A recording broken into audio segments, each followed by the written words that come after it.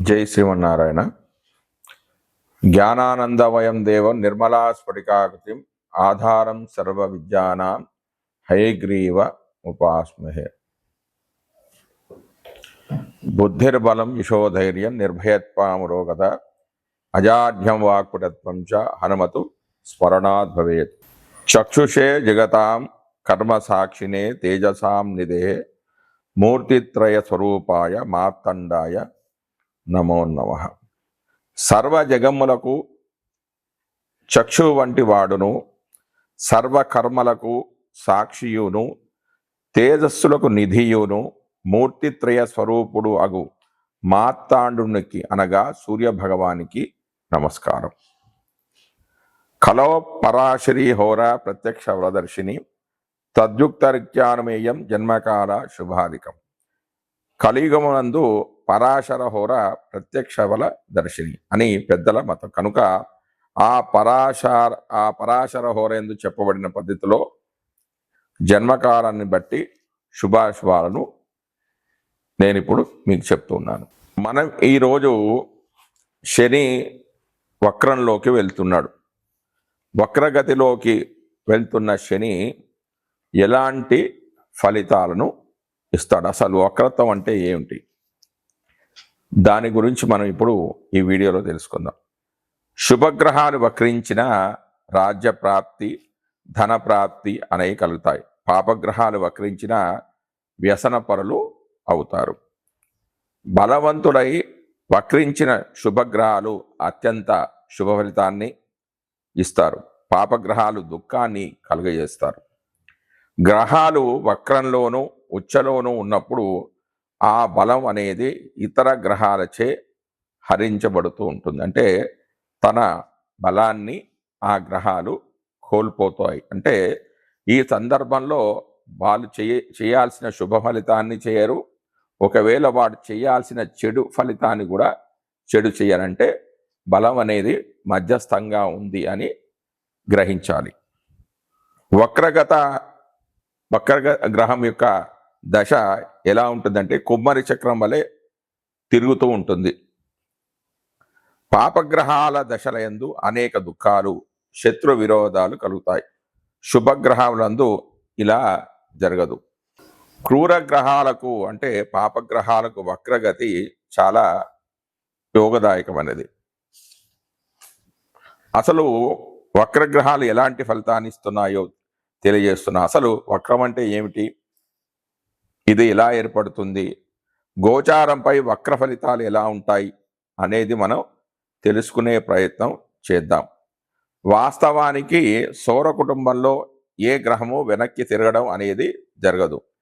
తమ తమ కక్షలలో సంచరిస్తున్నప్పుడు వాటి గతులలో తేడా వల్ల ఒక శీఘ్ర గ్రహము ముందుకు వెళ్తున్నట్లు, దానికంటే కొంత మందంగా నడిచే గ్రహం వెనక్కు వెళ్తున్నట్టుగా మనకు కనిపిస్తూ ఉంటుంది. దీనిని వక్రము అంటారు. ఇది చూసేవారి దృష్టికోణంపై ఆధారపడి ఉంటుంది. భూమి నుండి చూసే మనకు ఇవి ముందుకు వెనకకు నడుస్తున్నట్టుగా కనిపిస్తాయి. దీనినే వక్రము అంటారు. ఈ వక్రగ్రహాల ప్రభావం భూమిపై పడుతున్నట్లు జ్యోతిష్ శాస్త్రవేత్తలు తెలుసుకున్నారు. సూర్యునికి నియమిత దూరంలో ఉన్నప్పుడు ఈ వక్రాలు అనేవి ఏర్పడుతున్నాయి. ఖచ్చితంగా చెప్పాలంటే వక్రం అనేది దృష్టికి సంబంధించినది, ఒక భ్రమ. అయితే ఈ గ్రహాలు ఎన్ని రోజులు వక్రిస్తాయి అనే దాని గురించి మనం తెలుసుకుందాం. కుజుడు 80 రోజులు వక్రిస్తాడు, బుధుడు 24 రోజులు, గురుడు 240 రోజులు, శుక్రుడు 42 రోజులు, శని 140 రోజులు, ఇంద్రుడు 115 రోజులు, వరుణుడు 157 రోజులు వక్రగతి కాలం. అంటే ఎక్కువగా అదే మ్యాక్సిమం అన్ని రోజులు ఉంటాడు. అంటే అంతకంటే తక్కువ కూడా ఉండొచ్చు. ఇక స్థిరంగా ఉండే కాలం కుజుడు 3 రోజులు, బుధుడు అంటే దీన్ని స్థిరంగా ఉండడం అంటే స్తంభన, అంటే కదలకుండా ఉండడం. కుజుడైతే 3 రోజులు, బుధుడు 1 రోజు, గురుడు 5 రోజులు, శుక్రుడు 2 రోజులు, శని 5 రోజులు, ఇంద్రుడు 6 రోజులు, వరుణుడు 6 రోజులు. వక్రం ప్రారంభంలో కుజుడు అంటే రవి నుంచి దూరం ఎంత 228 డిగ్రీలు. అయితే ఒకవేళ అదే బుధుడు రవి నుంచి 14 నుంచి 20 డిగ్రీల దూరంలో ఉంటాడు. అంటే వక్రం ప్రారంభం అయినప్పటి నుంచి. తర్వాత గురుడు 245 డిగ్రీల దూరంలో ఉంటాడు. శుక్రుడైతే 29 డిగ్రీలు, శని 251 డిగ్రీ, ఇంద్రుడు 251 డిగ్రీ, తర్వాత వరుణుడు 259 డిగ్రీలు. ఇక వక్రగ్రహం అయిపోయింది. రుజు మార్గంలో అంటే సవ్యంగా వెళ్ళే గ్రహము ఎన్ని డిగ్రీలో ఉంటుందంటే కుజుడు అంటే ఇదంతా కూడా రవి నుంచి దూరంగా భావించాలి. కుజుడైతే 132 డిగ్రీలు, బుధుడైతే 17 నుంచి 20 డిగ్రీలు, గురుడు 115 డిగ్రీలు, శుక్రుడైతే 29 డిగ్రీలు, శని 109 డిగ్రీలు, ఇంద్రుడు 109 డిగ్రీలు, వరుణుడు 111 డిగ్రీలు. ఇది గ్రహాల యొక్క వక్రగతి, స్తంభన, రుజుగతి. అయితే వక్రగ్రహాలు ఇచ్చే ఫలితాలు ఎలా ఉంటాయి? జాతక ఫలితాలు విచారణ చేసేటప్పుడు భావచక్రం అనుసరించి ఫలితాలు చెప్పాలి. అంటే ఆ గ్రహం భావ మధ్యమంలో ఉందా, మధ్యలో ఉందా, భావం యొక్క అంత్యంలో ఉందా అనే విషయంపై ఆధారపడి ఉంటుంది.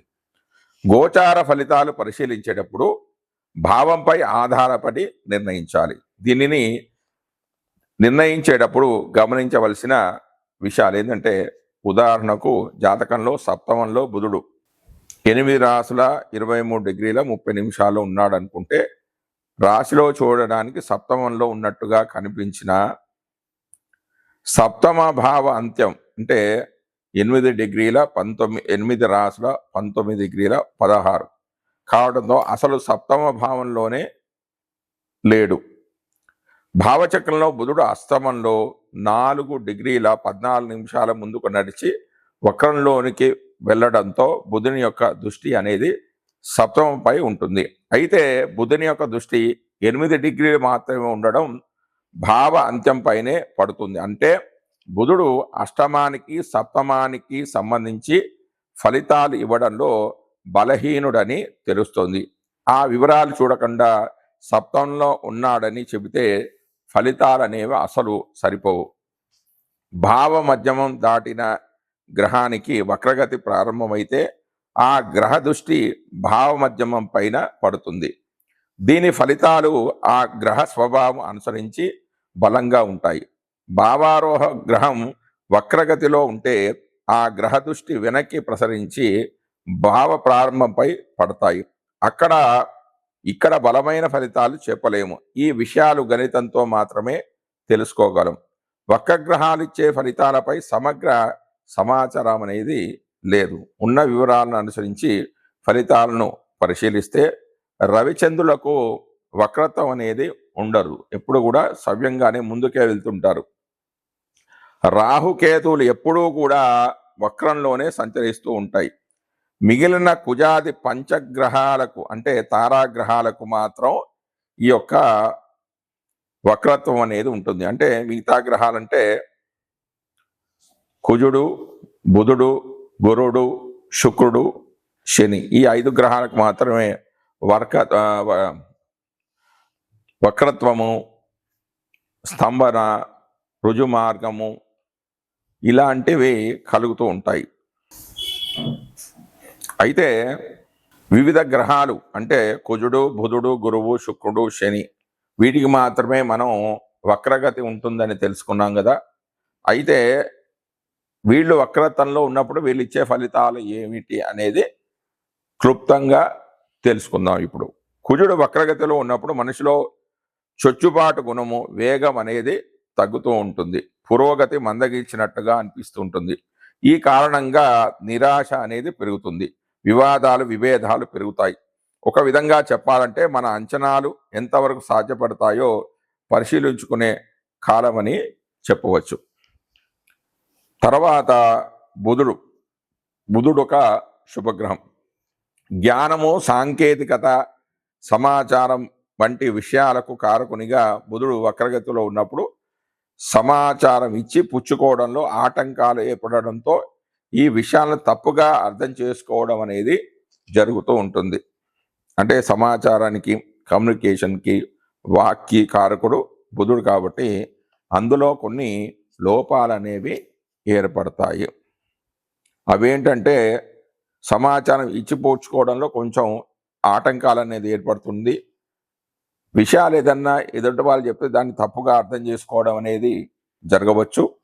ఇది ఆలస్యానికి కారణం అవుతుంది.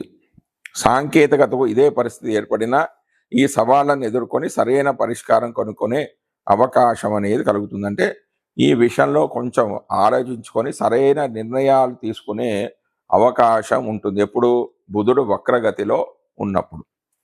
తర్వాత గురుడు జ్ఞానము, అభివృద్ధి వంటి విషయాలకు కారకునిగా సంవత్సరానికి ఒకసారి వక్రగతిలో అంటే సుమారుగా 4 నెలలు ఉంటాడు.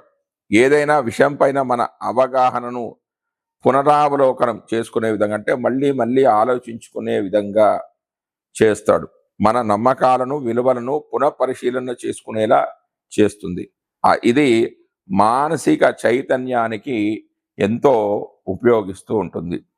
తర్వాత శుక్రుడు కూడా శుభగ్రహమే. అంటే బుధుడు, గురువుడు, శుక్రుడు శుభగ్రహమే. బుధుడు శుభగ్రహాలతో కలిసి శుభుడుగా, పాపగ్రహాలతో కలిసే పాపగ్రహంగా జాతక పరిశీలనలో మనం గుర్తించాలి. శుక్రుడు ప్రేమ, అందము, సామరస్యము సూచించే గ్రహంగా శుక్రుడు వక్రస్థితిలో ఉన్నప్పుడు సంబంధాలు, ప్రేమ వ్యవహారాలు అంటే ఇంటా బయట కూడా గణనీయమైన మార్పులకు లోనవుతూ ఉంటాయి. వ్యక్తులను మరింత లోతుగా అంచనా వేసే సమయం. అంటే నేను ప్రేమించిన వ్యక్తి సరైన వాడా కాదా, ఇతన్ని వివాహం చేసుకుంటే జీవితం బాగుంటుందా బాగుండదా అనే ఒక ఆలోచన. అంటే తిరిగి ఆలోచిస్తూ ఉంటారు. చాలా కాలంగా పరిష్కారం కాని వ్యవహారాలు ఒక కొలిక్కి రావడమే కాకుండా వాటికి పరిష్కారాలు కూడా లభిస్తాయి. అంటే గుడ్డిగా నమ్మకుండా మళ్ళీ ఆలోచించి చెడు నిర్ణయాలు తీసుకోకుండా సరైన మార్గాన్ని నడిచే విధంగా శుక్రుడు ఆలోచింపజేస్తాడు. అంటే శుక్రుడు వక్రంలో ఉన్న వాళ్ళకి, అంటే గోచారంలో కూడా వక్రంలో ఉన్న వాళ్ళకి ఇలాంటి ఫలితాలు అనేవి వస్తాయి. ఇక శని క్రమశిక్షణ, బాధ్యతలను సూచించే గ్రహంగా శని సంవత్సరానికి ఒకసారి వక్రగతిలో సుమారుగా 4 నెలల కాలం ఉంటాడు. ఈ సమయంలో మన అంచనాలను తిరిగి సమీక్షించుకోవాల్సి ఉంటుంది. కట్టుబాట్లు, బాధ్యతలు వంటి దీర్ఘకాలిక లక్ష్యాలు ఆందోళన కలిగించిన వాటికి పరిష్కారాలు చూపించడంతో పాటు మానసిక పరిపక్వతకు సవాలుగా నిలిపి సమస్యలు అధిగమించడానికి ప్రోత్సాహాన్ని ఇస్తుంది. జై శ్రీమన్నారాయణ. మనం ఇప్పుడు ఈ వీడియోలో శని వక్రగతిలోకి వెళ్తూ ఉన్నాడు. శని పాపగ్రహం. శని ఇప్పుడు ఎక్కడ ఉన్నాడో మీనరాశిలో ఉన్నాడంటే సమక్షేత్రంలో ఉన్నాడు.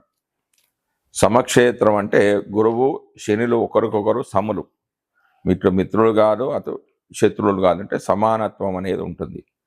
ఎవరి జాతకంలోనైనా గురు శనులు కలిసి ఉంటే వారికి జీవితాంతం వరకు దేనికి కూడా లోటు ఉండదు, మంచి అభివృద్ధి ఉంటుంది. అంటే దీన్ని ధర్మ కర్మాధిపతి యోగము అని అంటారు. అంటే శని కర్మకారకుడు, గురుడు జీవకారకుడు. అంటే వాళ్ళకి సమయానికి అనుకూలంగా అన్నీ చకాచక అవే జరిగిపోతూ ఉంటాయి.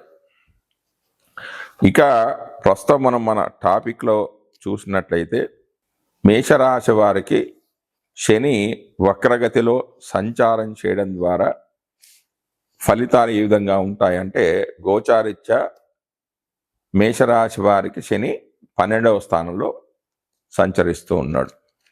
12వ స్థానం అంటే ఇది ఏలినాటి శనిలో మొదటిది అంటే 12వ స్థానం, 1వ స్థానం, 2వ స్థానం, ఈ మూడింటిని కలిపి ఏలినాటి శని అంటారు. అంటే ఒక్కొక్క రాశిలో 2.5 సంవత్సరాలు ఉంటాడు. 2.5 ఇంటూ 3 7.5 సంవత్సరాలు ఏలినాటి శని అంటారంటే ఇది ప్రథమ భాగం. అంటే ప్రథమ భాగం. ఇందులో మామూలుగా ద్వాదశంలో ఉన్న ఏమి ఉన్నాయి, ద్వాదశ భావన 12లో ఏముంది?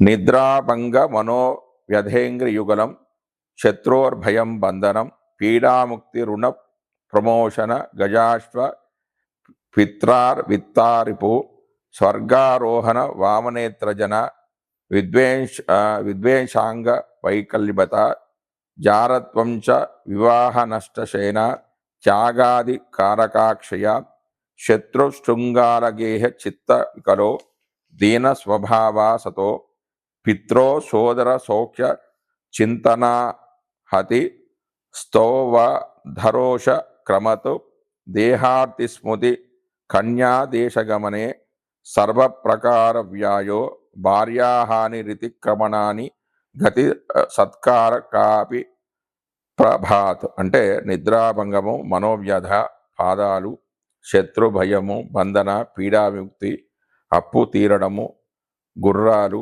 ఏనుగులు, తండ్రి సుఖము, శత్రువు, స్వర్గారోహణము, ఎడమ కన్ను, జనద్వేషము, అంగవైకల్యము, జారత్వము, వివాహము, నష్టము, శయనము, త్యాగము, అధికార నాశనము, శత్రువు యొక్క కారాగృహంలో ఉండడము, చిత్త వైకల్యము, దీన స్వభావం, చెడ్డ స్వభావం, తండ్రి సోదరుడు అంటే దశమ తృతీయం అయినందువల్ల సుఖం కోసం ఆలోచించడం, సౌఖ్య నాశనం, సౌఖ్యం కోసం బాధించడం, కోపం తెచ్చుకోవడం, దేహ సౌఖ్య లోపించడం, మృతి, ఇతర దేశాలకి వెళ్ళడం, అన్ని విధాలుగా ఖర్చులు, భార్యాహాని అనేవి 12వ భావంలో ఉన్నాయి. అంటే వీటికి సంబంధించిన బాధలు అన్నవి జాతకుడు పొందుతూ ఉంటాడు.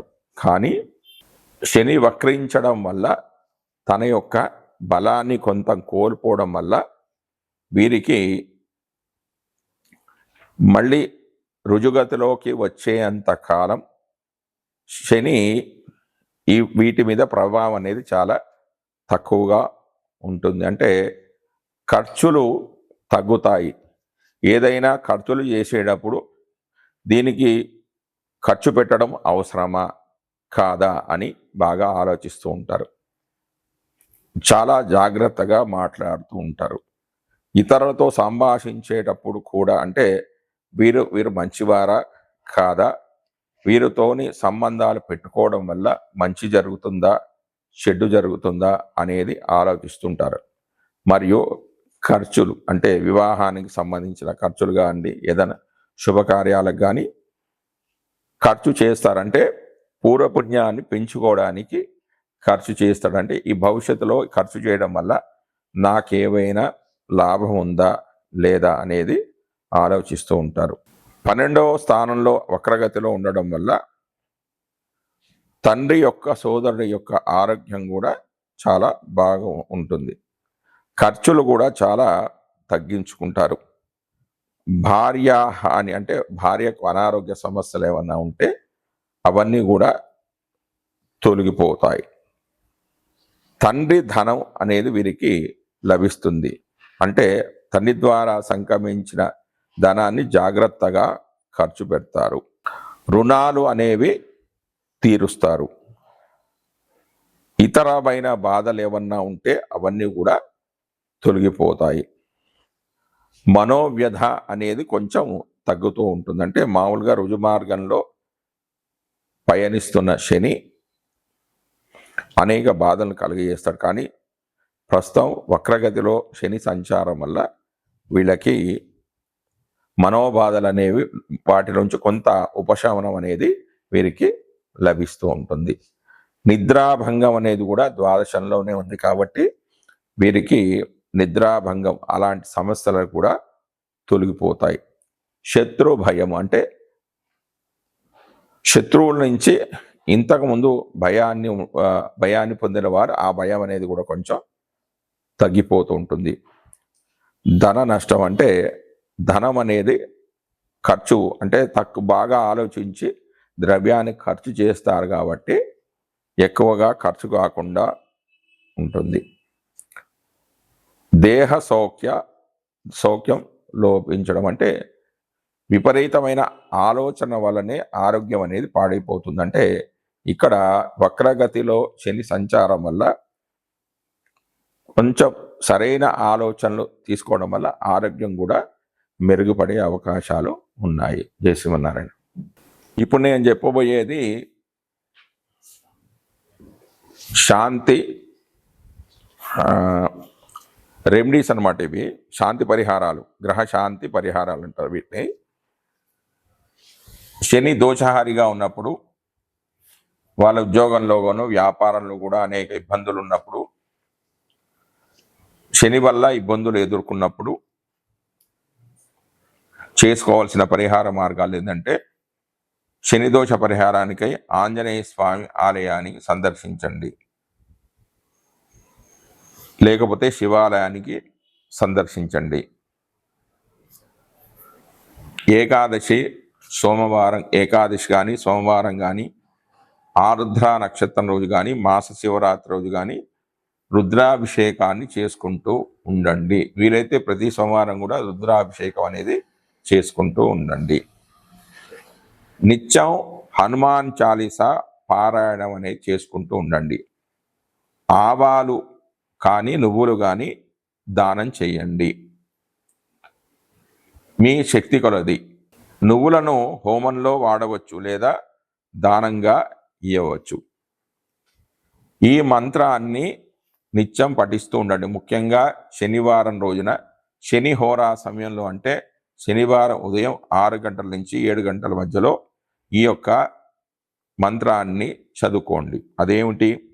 నీలాంజన సమాభాసం రవిపుత్రం విమాగ్రిజం ఛాయామాత్తాండ సంభూతం తన్నమామి శనేశ్వరం అనే ఒక ఈ మంత్రాన్ని కానీ, ఓం ప్రాం ప్రీం ప్రోం సహ శనేశ్వరాయ నమః అనే మూల మంత్రాన్ని కానీ గురువుల చేత ఒక్కసారి ఈ మంత్రాన్ని చెవిలో చెప్పించుకొని శనివారం రోజున, శనిహోరా సమయంలో చెప్పాను కదా 6 నుంచి 7 మధ్యలో ఒక 108 సార్లు, అంటే ఒక జపమాలలో 108 ఉంటాయి. అవి 108 సార్లు చదువుకున్నట్లయితే శని యొక్క దోషాలు అనేవి తొలగిపోతాయి.